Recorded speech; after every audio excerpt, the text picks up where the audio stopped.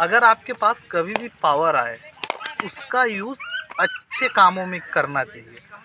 कुछ state association के selectors ऐसे हैं जो उनको जो कुछ पावर मिली है उसका मिसयूज कर रहे हैं। ठीक है, आप मिसयूज उन अच्छे खिलाड़ियों के साथ कर रहे हैं जो हार्ड वर्क और सही तरीके से लीगल प्रोसेस से खेलना चाहते हैं।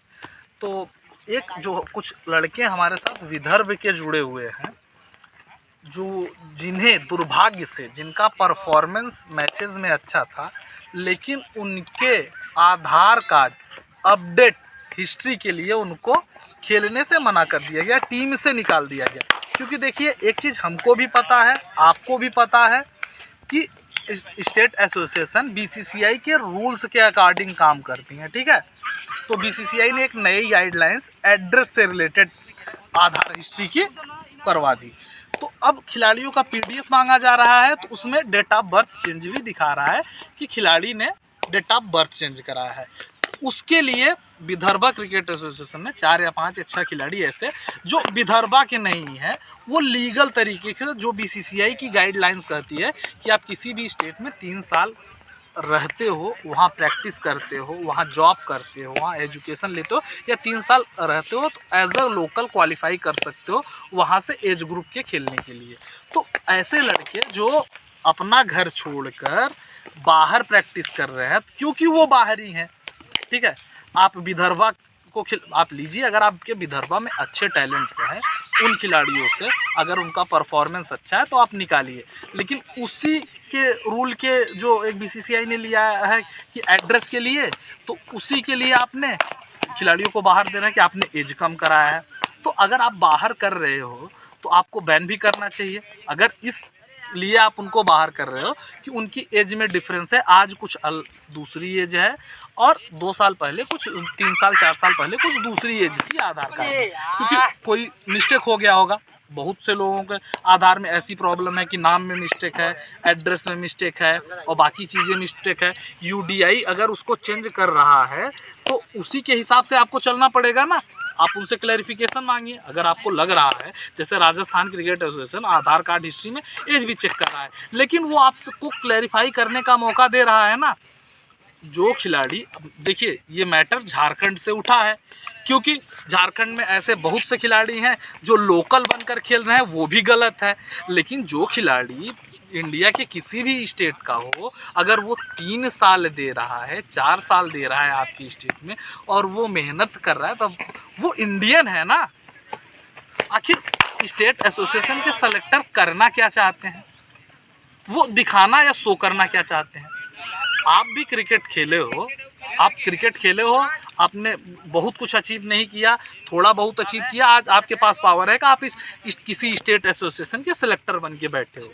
तो लेकिन इसका मतलब ये है कि वो बेचारा जो अपना घर, सारी चीज़ें सेक्रीफाइस करके आपके स्टेट में 3-4 साल से प्रैक्टिस कर रहा है और रन भी बना रहा है, परफॉर्म कर रहा है, आपके स्टेट के जो लोकल बच्चे हैं उनसे अच्छी उसकी परफॉर्मेंस है, फिर भी आप उसको बाहर कर रहे हो कि वो बाहरी है।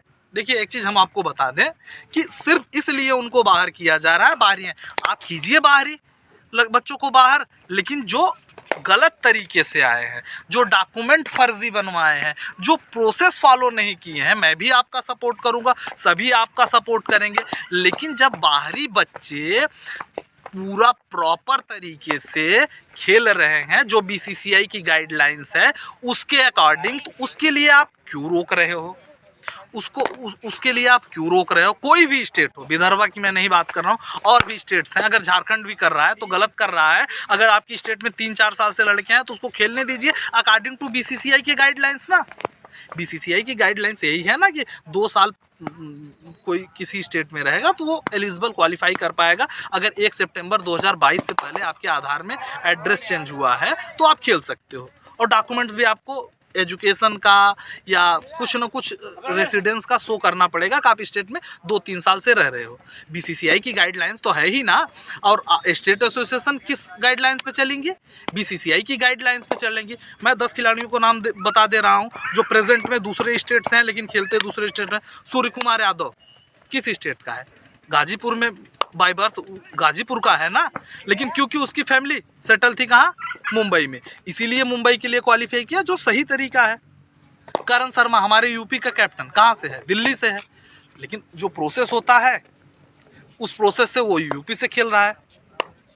ऐसा नहीं है करण शर्मा डॉक्यूमेंट बनवा कर आ गया खेल रहा है। 3-4 साल दिया करण शर्मा ने ना। शिवम दुबे का कौन सा स्टेट है, दीपक चहर का कौन सा स्टेट है, और किस स्टेट से, दीपक चहर यूपी का है, आगरा का, और खेलता कहाँ से है, राजस्थान से। एज ग्रुप भी राहुल चहर ने राजस्थान से ही रिप्रेजेंट किया। क्यों? क्योंकि वो वहाँ लीगल तरीके से रहे, जो लीगल तरीका है। आप फर्जी कर रहे हैं खिलाड़ी, बैन करें। और मैं सेलेक्टर से भी कहना चाहूँगा, आप ऊपर वाले नहीं हैं, यहाँ नीचे वाले के सामने तो आप अपने ये करके दिखा दे रहे हो, लेकिन वहाँ भी एक कोई बैठा है खुदा, वो सारी चीज़ें देख रहा है। तो आप एज ए खिलाड़ी, आप खिलाड़ी हो ना, तो कम से कम आपको खिलाड़ियों की समझनी चाहिए समस्या कि कोई स्ट्रगल कर रहा है, कोई भी खिलाड़ी कितनी हार्ड वर्क से खिलाड़ी बनता है, आपसे बेहतर कोई नहीं जान सकता। क्योंकि बहुत से ऐसे खिलाड़ी हैं जो बहुत स्ट्रगल करते हैं, बहुत मेहनत करते हैं, लेकिन हायर लेवल नहीं अचीव कर पाते हैं। अगर भगवान ने आपको हायर लेवल खिलाया और उस पोस्ट पे पहुंचाया, तो आपको समझनी चाहिए। और मेरे हिसाब से जिसके पास भी वीडियो जाए, ये आपको उठाना चाहिए। अगर आप खिलाड़ी हो तो खिलाड़ियों के हक में बात उठाना स्टार्ट कीजिए। अगर कोई बंदा गलत कर रहा है तो उसके खिलाफ भी उठाइए, ठीक है। आप आधार कार्ड हिस्ट्री में के आधार पे बैन कर रहे हैं, खेलने से रोक रहे हैं, तो बैन कीजिए ना, सारी लिस्ट निकाल लीजिए। 4 साल 5 साल 6 साल पुराना क्राइटेरिया ले लीजिए ना, कि पिछले 4 साल 5 साल में जितने भी खिलाड़ी खेले हैं वो अपनी आधार कार्ड हिस्ट्री शो करें। क्यों? ये प्रोसेस बनाइए ना कि आज बेचारा कोई भी यूपी, दिल्ली, बिहार से जाकर किसी स्टेट में 3 साल मेहनत कर रहा है, हाँ उन लोगों को बिल्कुल बैन कीजिए। हम और जो भी खिलाड़ी हैं सभी वो साथ देंगे कि वो जो शॉर्टकट वाला तरीका रख रहे हैं, प्रैक्टिस कहीं और कर रहे हैं, खेल कहीं और रहे हैं, और डॉक्यूमेंट बनवा कर फर्जी दूसरे स्टेट से खेल रहे हैं, आप उनको बैन कीजिए ना। जो आपके स्टेट में 3 साल 4 साल दे, कम से कम आपको उनका सपोर्ट करना चाहिए, क्योंकि वो आपका अपना फैमिली कितनी सेक्रीफाइस करके आपके यहाँ प्रैक्टिस कर रहा है। तो इस बात का ध्यान सभी सेलेक्टर और कोचेस को रखना चाहिए। क्योंकि देखिए एक चीज़ और, इसमें मैं वहाँ जो क्रिकेट एसोसिएशन चलाते हैं उनकी गलती नहीं दूंगा, क्योंकि उनके संज्ञान में नहीं डाला जा रहा है। ये बैन कर रहे हैं अधिकतर सेलेक्टर साहब, जितने भी सेलेक्टर साहब हैं उनसे मैं एक रिक्वेस्ट, आप भी कभी खिलाड़ी थे, ठीक है, तो खिलाड़ियों का दर्द समझना स्टार्ट कीजिए, ठीक है।